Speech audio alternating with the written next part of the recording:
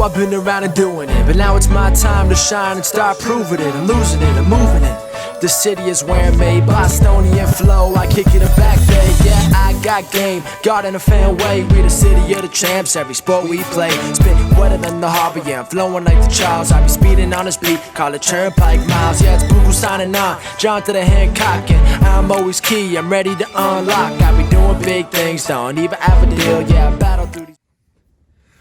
Welcome back, everyone, to the newest edition of Once a Week. I'm Billy Janlutis, and guys, we have an incredible special guest for you this week. A great friend of mine, a former teammate of mine.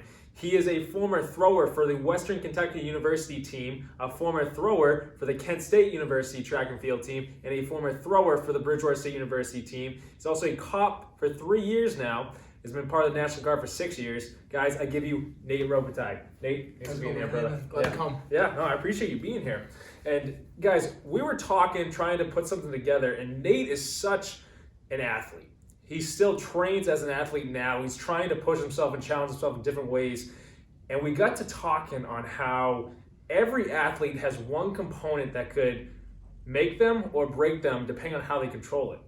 And that is the ego. And we've talked about ego with other guests before, but we've never come at it from an athletic point of view. So Nate, thank you for bringing here and bringing this topic to us, the ego. What's the ego in athletics to you? So I think we kind of hit the nail on the head the other day when we were having coffee. It's one of those things that it can make or break you in your sport and later on in life. Because really at the end of the day, your sport is teaching you how to be a productive member of society. So I know, especially with me back in the day, I used that ego as fuel all the time. I was always trying to prove myself to everybody. I always presented myself like I knew what I was doing and I knew that I was good. And at one point in my life, I found that ego starting to really eat me up. And it was to the point where it was self-destructive in a way. And the maturity factor in it, one day I kind of just woke up and I realized that ego was something that, although it had brought me to a point of, moderate success and I had done everything I wanted to do, it was one of those things that it just had no place in my life anymore. And I think that's, especially with sport, I think that's kind of important to realize is there's a time and a place for that ego to matter and to fuel you and to drive your competitive nature. But at the end of the day, you have to be able to look yourself in the mirror and be happy with what you are and who you're presenting to everyone around you. Yeah, I completely agree with that. And in light of that, the ego, you learn that after experiences you've had. Right. You learn that after going to different schools and succeeding and failing. And usually it takes that failure. But we both have been in a situation where we've had the opportunity to help and coach athletes that are younger than us. Right. High school athletes today, that ego, biggest thing in the world.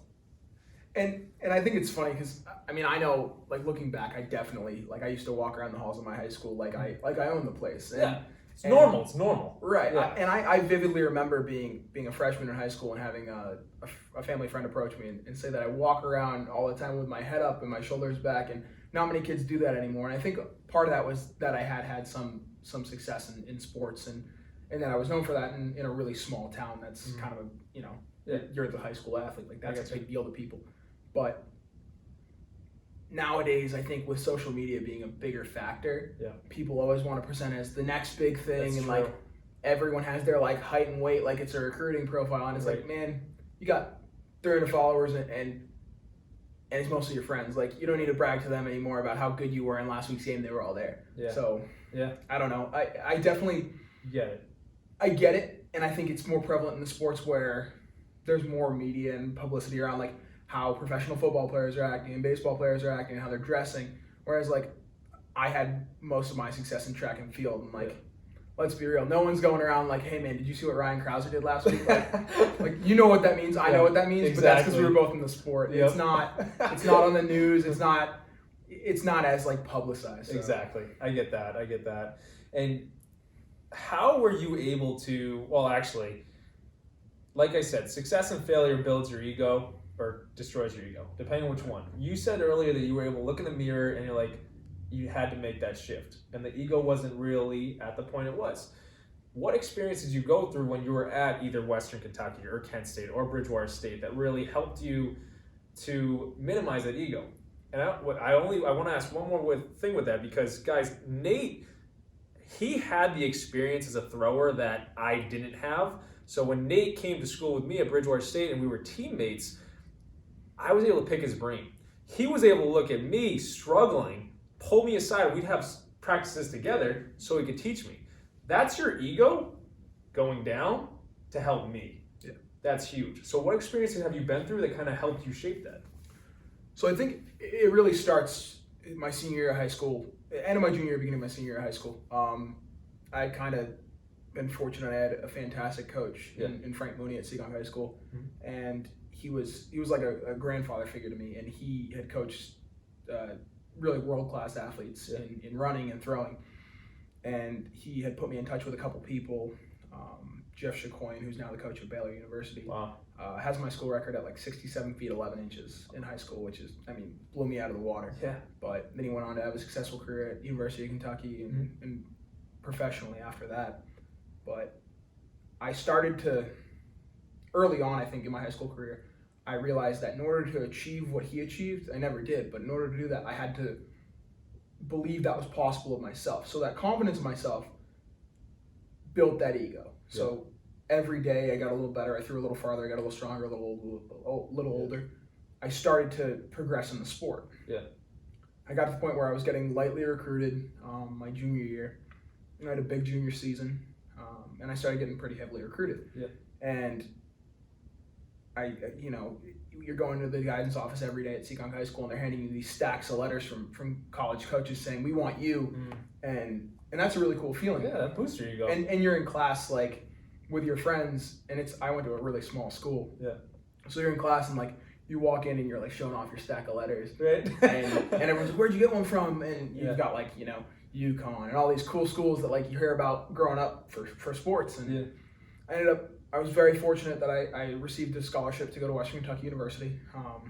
The coach had trained under Coach Chacoin at University of Kentucky when he was doing his post-grad year, and she was fantastic. She was excited, she was young, she had a great athletic career before that, and she really, it almost like breathed new light into the sport for me. So I was fortunate enough to go down there, and I loved it. And I went from being the big fish in a very small pond to a little fish in a much bigger pond with some athletes that are, to this day are some of the best athletes I've ever met, I've ever competed with, I've ever become friends with. And that transition for me of going from the big fish in the small pond to the little fish in the large pond, at first at Western, I was too young to see the opportunity that I had there, and it crushed me because I was like, well, I'm not as good as I was. There's a transition in weight from high school to college with the implements that you're throwing.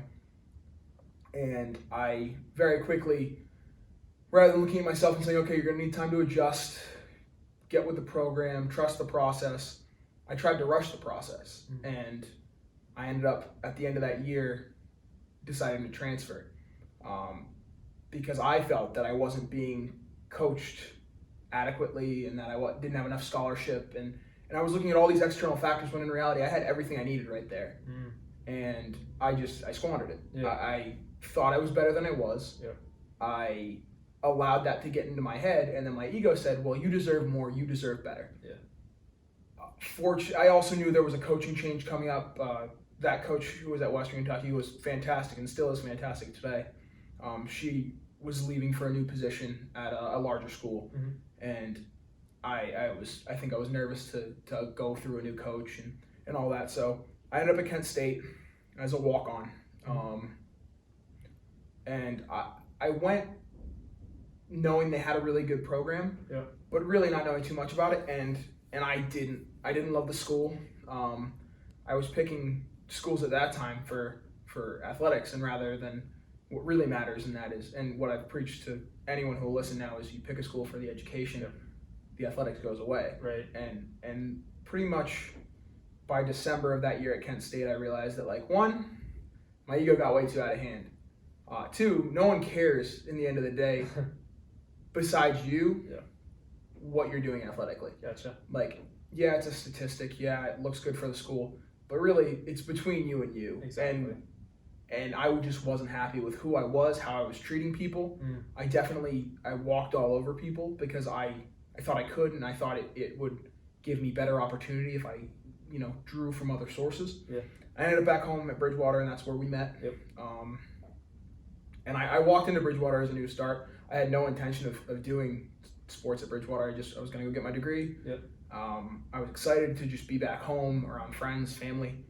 And that's where I realized that all the experiences that I had at those schools, if I got rid of the I'm an athlete persona that I had built for myself and was just Nate, yep. I would be a lot happier and I would have a lot more fun with the sport. Because at the end of the day, I love track and field. I love competing. I love training. I love the training aspect. Yeah, exactly. And I was actually really fortunate that I walked into the group with you and a couple of our friends, and you were all really receptive to what I had to kind of bring from the Division I level down to you guys, and we had a blast that season. Exactly. I mean, indoors and outdoors.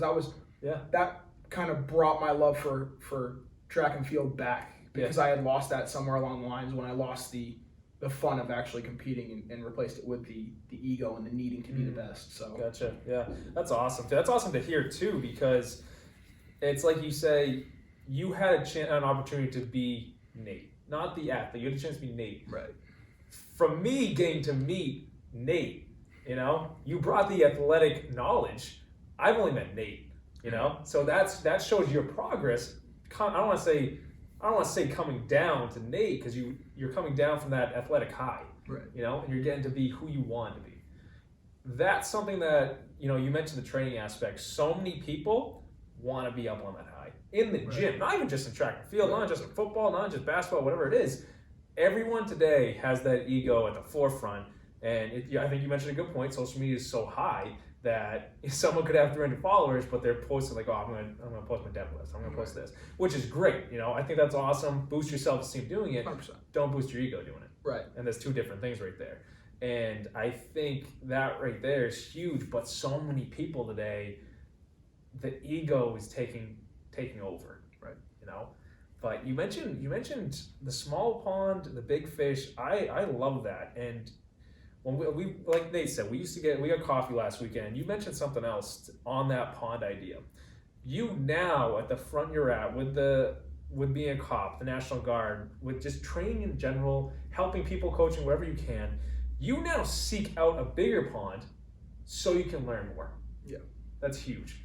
And I think I was really fortunate. Again, I always have this problem where I fill my plate. So at one point in college, I ended up in ROTC before. I joined the National Guard and I enrolled in ROTC, which is a program through college that through attending training with ROTC, you can commission into the military, either Army, National Guard, active duty. I ended up not pursuing that towards the end. I decided to go another route, but in that I met a lot of great commissioned officers, great NCOs, just great people. And what I realized is in the military, we kind of joke because you get all these badges for things you do. It's like the Boy Scouts. And there was this one master sergeant there, and we all knew he was kind of like a really incredible person. Yeah. But he used to just talk like you and I are talking right now, and you would never really know it. And then we have this event at ROTC called Dining Out. Okay. It's where you get on your dress uniform, and on your dress uniform you have to wear your badges. So he wouldn't wear them on his OCPs. He wouldn't wear his awards, his merits. Yeah. And he put on his dress uniform, and he had ribbons from the top of his chest to nearly his shoulder blade. And that he's deployed, I can't even tell you how many times. He's done some incredible things. He's experienced a lot. Yeah. And when we asked him about it, he said, at the end of the day, what you've done, it's what you've done. Yeah. It's what you're doing right now and what you're going to do tomorrow that matters. And that really stuck with me. And I say that in my head a lot. Yeah. I've been fortunate to have a lot of great life experiences, be put in a lot of situations that I've had to make choices and do things. And really, at the end of the day, that's all what I've done. Yeah. It's what I'm going to do today and what I'm going to do tomorrow. That really is how I try to go forward in life every day now. And it's been incredible for how I view myself, really. Yeah, that's huge. That's huge. I love that. that ties into another point I wanted to make with you, which you kind of already mentioned. When you're at the schools, and the bigger name schools, one of your goals was to achieve. So you're chasing a dream. And that's, as you've experienced, as I've experienced, when you're chasing a dream, that's when the ego starts to step in. But before we put the camera on, you mentioned a key point about chasing dreams and how we've got a lot of friends there chasing dreams. We've got a lot of people that we see chasing dreams. There's two different ways to go about that. Explain that again. So, we brought this up earlier, and I think it was one of those things that I didn't realize until we really had this conversation. It's dreams are incredible. Dreams can really, you wake up in the morning and you chase something every day, and that's awesome. Exactly. And that's what life's about, right? Wake up for it, yeah. But the problem that I've seen externally and with my own dreams is you can let it consume you and destroy you, which I did in track and field. I obsessed over it. I spent hours on it, and it got to the point where that was my personality, was track and field. Yeah. That was all I had, and I was really unhappy in a lot of other facets of my life. Or you can let the process happen. You can keep that focus on that dream, but you can live each day and make small incremental steps towards that dream or those goals or whatever they may be. And it's a lot healthier, because the people I see who obsess over it and are frustrated, and they're waking up every day angry that that's not the case, that they don't have thousands of dollars in the bank, or that they don't have this car or that car, or they're not a professional this or that. Those people who are angry and allow that anger to consume them, it's a fine line, because that anger can drive you, and it can be great. Like you can be, you've heard like pissed off for excellence or whatever the term may be. You can be angry enough to want to make progress, but when you just allow that to get you down and really consume you, I've seen that destroy a lot of my friends. It destroyed my career athletically. Or you can trust the process. And I was talking with a friend about that today.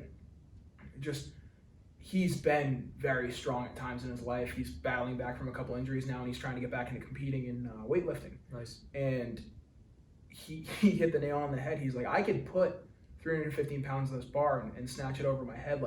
And I know I could, but I know in 3 weeks I'd be hurt. So I'm going to put 225 on today, and I'm going to do it right.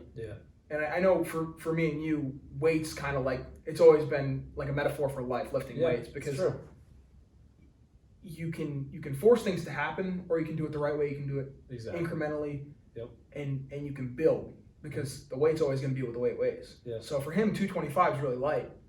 He acknowledges that, but he knows that if he moves that well, and he does it well long enough, then the heavier weights will come. And that's, although it's just weights in this scenario, it can be anything. It can be waking up and driving every day to work, and working the 9 to 5, and then chasing your dreams after work and doing a couple hours here and there, which I know you have tons of experience doing.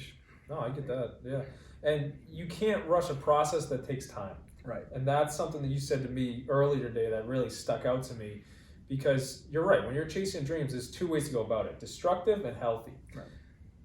Most people don't see that fine line, and they could be pursuing a destructive route, not understand. Most people that I've been around, I can remember, I'll use the gym as a metaphor again, because I know there are athletes that watch this. I can remember being in the gym and having everyone around me and telling me, you gotta get angry at it, you gotta get angry at it. And I'd get angry at it and I'd fail. And I'm sitting there, and then I started training on my own, taking advice from wherever I could, and sitting there, and I was like, I can remember going to the bar, trying to squat my max, and just trying to, truthfully, just get calm. I can't get angry at it, because the anger creates a wall for me. And it's funny, that's more of a healthy route for me to pursue it. Some people choose I don't want to call it destructive, that works for you, but there's easier routes to go about things. And it's funny, because I was maxing with a friend of mine a couple months back, and I'm tossing the weight around. We were deadlift. I'm tossing the weight around. They're tossing the weight around, and you can see the anger start to come into their head. And I'm sitting there, I'm having a time with my buddy, just killing it. I'm having a blast. I'm tossing around. They're getting angry because it's getting tougher. It's getting tougher. It's getting tougher. They're hitting that wall. And I went up to them and I said, "You can't get angry now. Take the headphones out. You get to that point right now. You're gonna do it. But when you get angry, it takes it out of your head that you can do it. All you have is that wall. You want it so badly, but you can't get through there." I think that anger, almost, at least it manifests in me, that anger is a fear, and you're covering that fear with the anger. So like I know, growing up, I was the same way. I'm in the gym. I think I need to get mad at this bar. Like that bar just like knocked my girlfriend out and stole my lunch. Right. Yeah. And it would work here and there, but you're just going on that blind rage because the fear is there that you're not going to be able to lift that. Exactly. Whereas now, when I lift, I listen to music, but that's just because I like music. Yeah, but exactly. Like, I almost laugh before I lift a weight that's really heavy because I know I can do it. Yep. And if I can't, who cares? I'll get it next time. Exactly. But instead, I think about bracing my core, engaging my lats, getting down, taking the slack out of the bar, and pulling the deadlift. Yeah. And I think it's funny because you see a lot of kids. I go to a gym now that's full of high schoolers, and they're storming around, listening to music, throwing their hat. Right. And I'm the old man that I used to look at them in the gym like, who's this old guy? Right. But it works for me, and I enjoy it. It's a stress relief, and I'm not angry at the gym. The gym's where I go to relax. Exactly. And it's funny you mentioned that. It's true. And all that anger is the ego.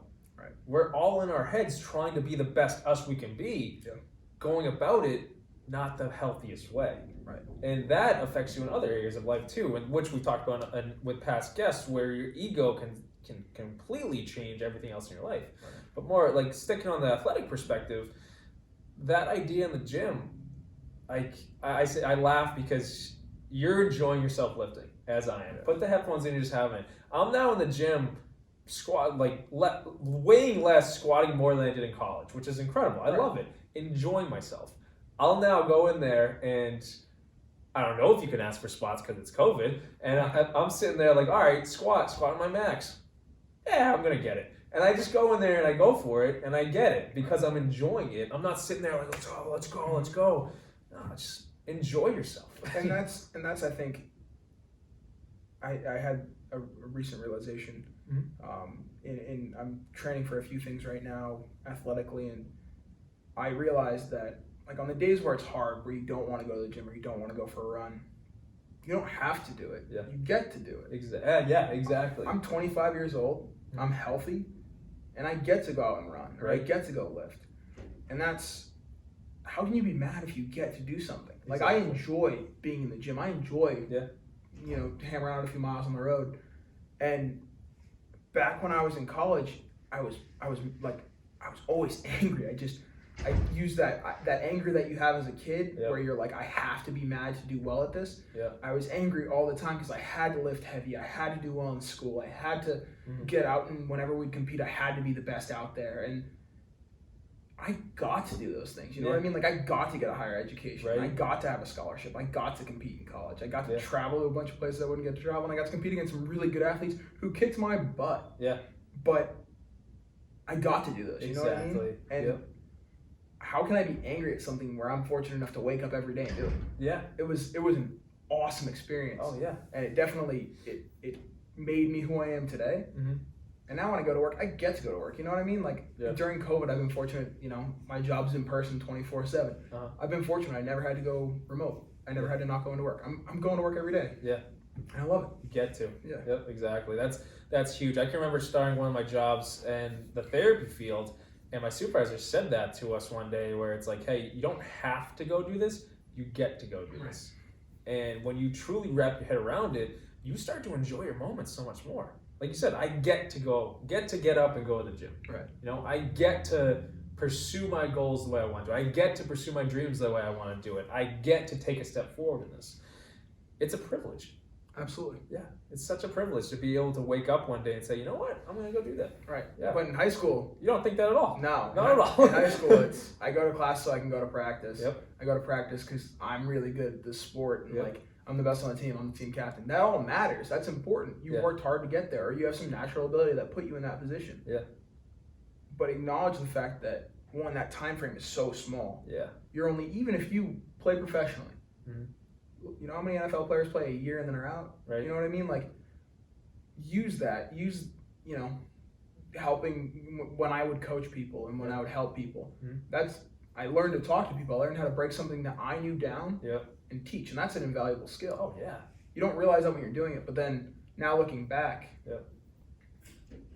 I gained a lot from sport that my ego blocked, that I didn't realize I was gaining because I was just I was worried about being better for me and only me. So yeah, I get that. That's huge. That's huge. On that idea, kind of segueing this video to one of the final points I want to bring up with you. How all this ego we have, all this ego talk that we just created, if someone's watching this right now and they want to take the first step to try and help their ego out, or try to minimize their ego and try to step into more of themselves, how would you give them advice? Now, I think it's tough because for me, I'm a Monday morning quarterback in this, right? I was really, I reached a pretty high level. Yeah. And I had to let it all burn up before I could realize that what I was doing was not healthy for me, was not healthy for my loved ones. Yeah. And then I was able to rebuild when I got back home. But I think if you're kind of at that tipping point where you've achieved some moderate success, you think highly of yourself, others are praising your ability in whatever field it is, I think it's important to realize a couple things. One, are you happy? Like, are you genuinely happy with what you're doing? Yeah. Do you get to go out and do those things, or do you feel like you have to? Two, I think it's really, if you realize that your relationships that you have around you are strong, and you're not really, as much time as you're putting into that one thing that your ego is saying you need to, maybe kind of spread it out a little bit. Yeah. Whereas I let track consume me. I watched videos. I thought about it all the time. I used to draw pictures in my notebook. But could I have been, a better employee, a better boyfriend, son, grandson? Right. Spread out your intent every day. I'm gonna focus on track for this amount of time. I'm gonna focus on my dreams for this block of time. But then I'm gonna go eat dinner with my parents. Right. Or then whatever else. Make sure you're building every aspect of your life, as opposed to just letting one consume you. Exactly. And that's where my ego, at least where I can speak from, because I let my desire to be the best consume who I was. Yeah. And then I realized that everywhere else in my life, you've only got so much time in a day. And when you're giving it all to one thing, that's great. Yeah.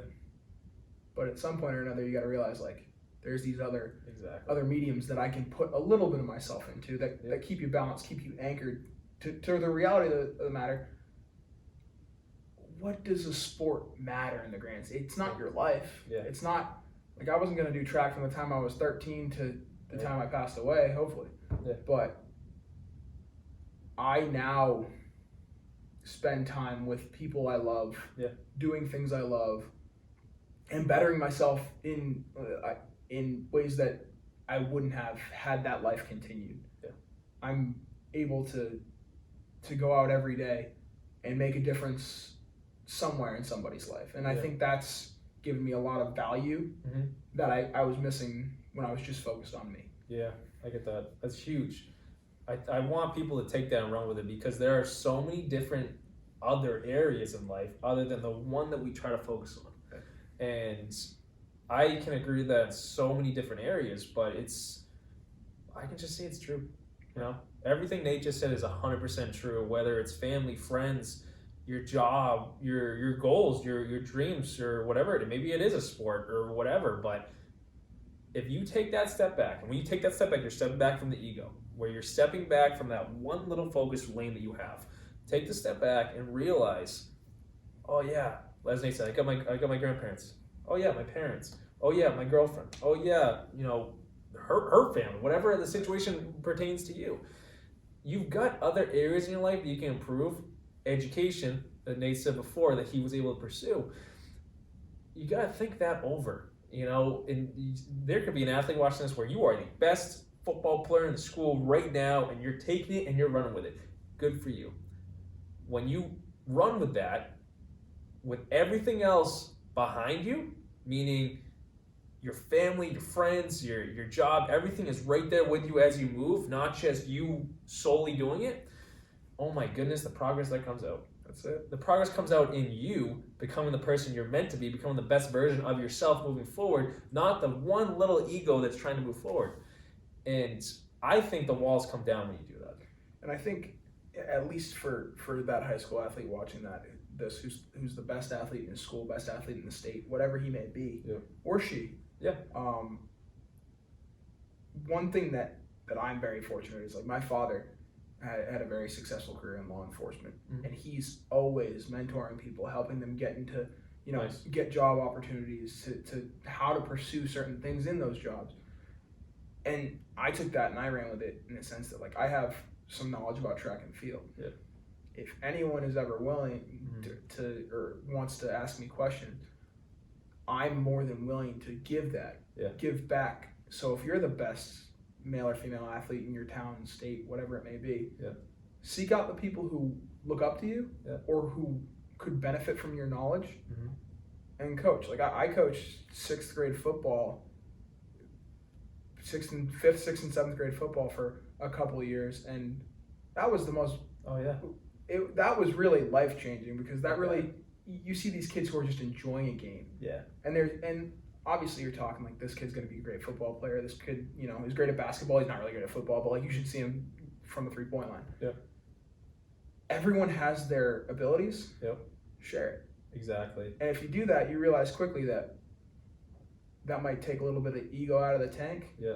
And, spread it out. Yeah. And that's something that, I to this day, I try to give back in whatever way I can, because you get so much more from helping others than you do from helping yourself. Yeah, that's awesome. Yeah, I can't say any better than that.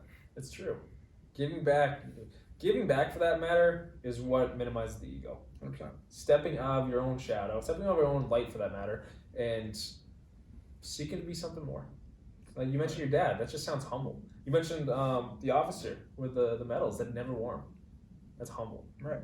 Doesn't need the ego, right? So much more comes out of life when you put the ego aside. 100%. Awesome. Yeah. I can't say much more on that. I thought that was incredible right there, But guys, take this message and run with it. The ego, if you're someone and you're hearing Nate's words, you're hearing my words right now, and it's ringing that little bell.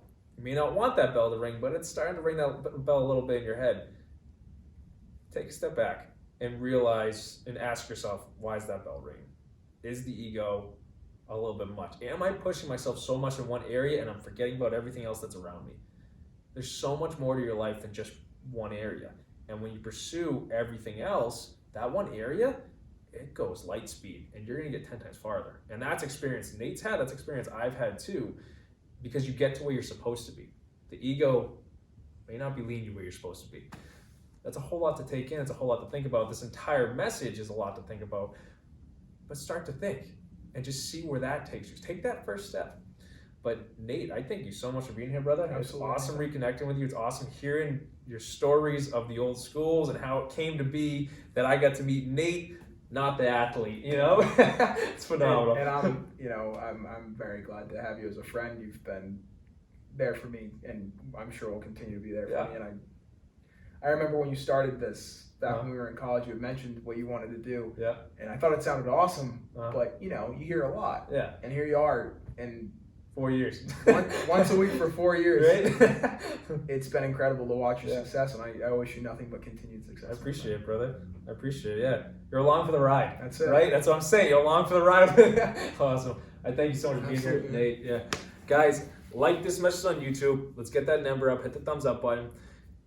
If anyone popped in your head during this video, if any athlete, if any kid, if any coach, if any family member, any friend popped in your head, that's a sign that you need to share this to them right now. Let's spread it. Let's help people with it. And hit that subscribe button. Let's get the number up. And as always, if you or anyone you know is in need of support with these areas, with any area for that matter, go to BillyGLifeCoaching.com. You can set up a free meeting with me, and I can help you with it, and we can see if you want to pursue that route. I'm there for you. I know if you want to reach out to Nate, he'll be there for you in whatever way. Absolutely. Guys, thanks for tuning in. Nate, thanks again, brother. Absolutely, man. Awesome. Have a good one, guys.